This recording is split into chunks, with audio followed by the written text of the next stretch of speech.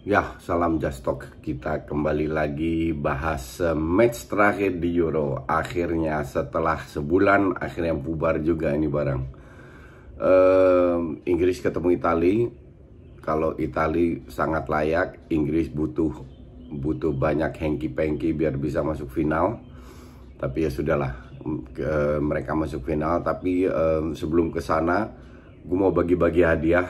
Kalian silahkan gabung di akun Peluit Panjang, karena akun Peluit Panjang ini memiliki banyak berita bola yang terbaru, dan juga kalian bisa mendapatkan prediksi. Gue tidak melakukan prediksi, itu bisa dilihat di Peluit Panjang. Di samping itu, gabung di grup Telegram mereka. Di grup Telegram bisa mendapatkan banyak hadiah, PS5, handphone, TV, dan lain-lain. Oke? Silahkan klik gabung di akun mereka di beberapa sosmed. Nah, sekarang kita ke line up-nya. Line up-nya, gue bilang mereka nggak akan main 3 center back Inggris seperti yang banyak orang prediksi. Kalau gue bilang nggak, gue bilang tetap 4-2-3-1. Dengan yang jadi pertanyaan kan sayap kanan yang berapa kali dirotasi sama si Southgate.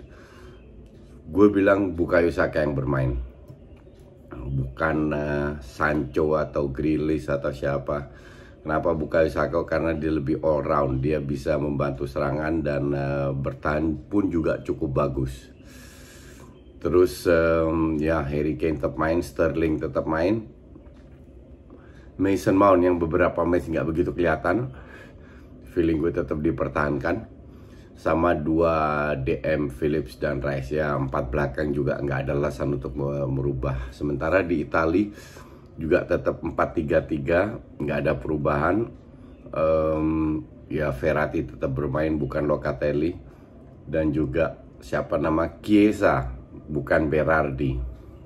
Nah, kalau orang tanya siapa yang juara bla bla bla, di final anything can happen.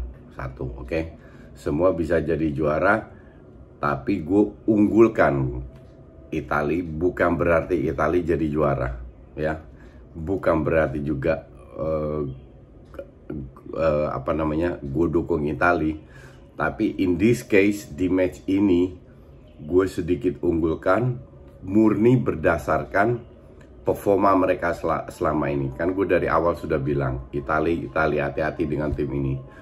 Bukan tim di grup F yang orang bilang grup neraka, enggak. Gue paling ngeri sama Itali, dan terbukti mereka sampai final. Jadi lu boleh potong-potong video gue, fitnah gue, tapi orang kalau punya otak dikit itu akan melihat dan tahu bahwa gue dari awal dukung Itali, dan terbukti menang atau kalah mereka masuk final, ya. So it's up to you. Kedua tim memiliki kelemahan. Kita bahas Itali dulu, kekurangan dan kelemahan. Salah satu kelemahan Itali adalah benchnya. Benchnya kalau lu lihat kemarin main, Berardi, Belotti, whoever lah namanya itu, Pasina, Toloi, aduh, itu nggak bisa ngikutin tim inti. Nah, yang jadi masalah kan kemarin, semoga si Mancini tidak membuat kesalahan dengan terlalu cepat di menit 60 sudah menggantikan pemain. Oke, kecuali kalau pemainnya main bapuk banget, kan feeling gue sih enggak. Satu, mereka lemah di di pelapis. Kedua, menjelang 15 menit terakhir, pemain kayak Immobile, Insigne harus dikatakan itu fisiknya sudah agak menurun. Harusnya pemain kayak Barella, Chiesa itu bisa lebih bekerja keras lah, kasarnya begitu. Terutama Barella, dia sama sekali nggak main jelek, tapi gue punya ekspektasi tinggi terhadap Barella, sayangnya tidak dipenuhi. Gue bilang dia di Inter menunjukkan, dia baru cetak 1 gol kalau nggak salah ya.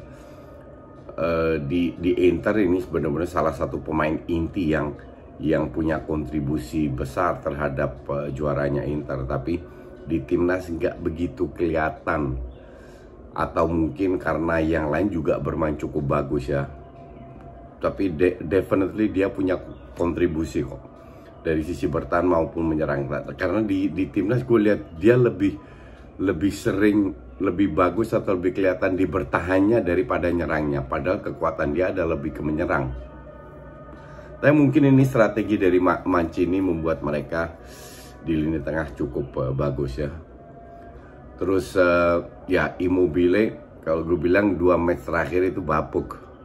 Semoga dia bangkit lagi dan tidak egois, agak egois ya. Ini final, siapa yang cetak gol nggak penting, yang penting gol untuk kedua tim. Insinya sangat stabil, kerjasama dengan Verratti sudah lebih kelihatan daripada di match pertama. Pergantian posisi oke. Emerson juga lumayan oke. Masih belum levelnya Spinazzola, tapi not bad at all. Jadi kalau dia bisa meningkatkan lagi performa dia, ini akan menjadi bahaya. Terus ya mungkin kalau kita lihat berapa pemain dari Italia ini yang kuat dengan bola atas, praktis.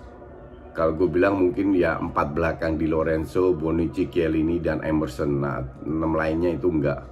Nah 4 pemain ini pada saat bola-bola mati itu harus lebih waspada. Sementara Inggris ya kecuali Sterling dan Saka ya, Inggris itu hampir semua kuat dengan bola-bola atas. Dan itu yang harus diwaspadai, bola atas, karena mereka ini kan ya praktis miskin taktik. Jadi serangan itu akan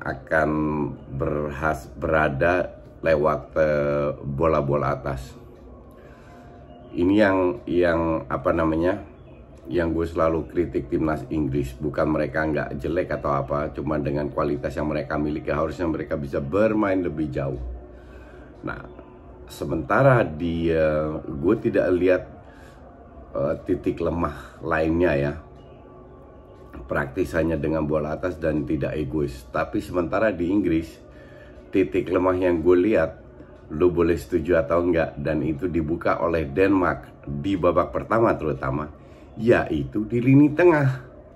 Calvin Phillips, Rice sama Mason Mount diobok-obok sama Denmark, sehingga Sterling sama Bukayo Saka sering tenggelam, nggak dapat bantuan, nggak dapat dukungan. Tapi kekuatan Inggris di lini belakang, bukan di Pickford, tapi lebih di Maguire dan John Stones. Hanya kedua pemain ini kan agak lambat dari sisi agility ya, bukan dari sisi speed, tapi dari sisi agility, kelincahan untuk putar badan. Nah ini bisa bukan pasti bisa diobok-obok dengan skillnya Chiesa maupun Immobile maupun Insigne, karena mereka punya skill ya. Tapi so far sih kokoh dan belum terbukti belum ada tim lah yang bisa menggoyang. Karena gue lihat so far tidak terlalu kalau kita lihat lawannya Inggris so far kan mediocre semua, kecuali Jerman. Tapi Jerman pemain depannya aja juga mediocre, kayak Havertz lah, siapalah, Gnabry lah. Itu tidak begitu mempersulit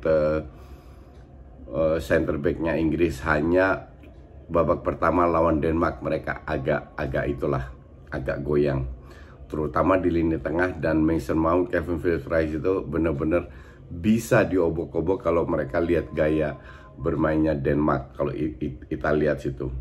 Cuman di sisi lain, kekuatan mereka di lini belakang itu terutama di sayap. Kalau gue bilang Luke Shaw, Kyle Walker, terutama dari membangun serangan. Kalau defense, Maguire, Stones very strong, bagus, rapet. Tapi kalau dengan membangun serangan, Walker dan Shaw, terutama Shaw ini harus diwaspadai. Dia seringkali masuk ke dalam, nggak harus keluar.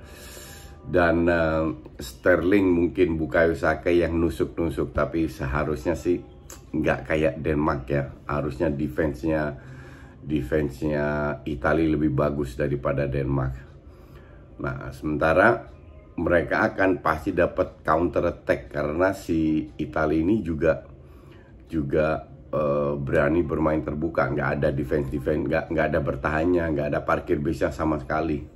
Di situ eventually ada celah untuk Harry Kane, Sterling terutama dari sisi counter attack. Tapi kita juga lihat lawan Denmark nggak bisa dimanfaatkan juga counter attack itu.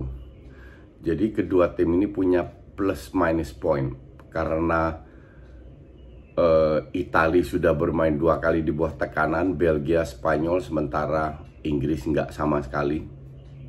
Oke, jadi untuk gue sih that's why kalau mereka lolos sih ya mungkin berdasarkan drawing, berdasarkan lawannya mereka layak berada di final karena drawingnya gampang banget.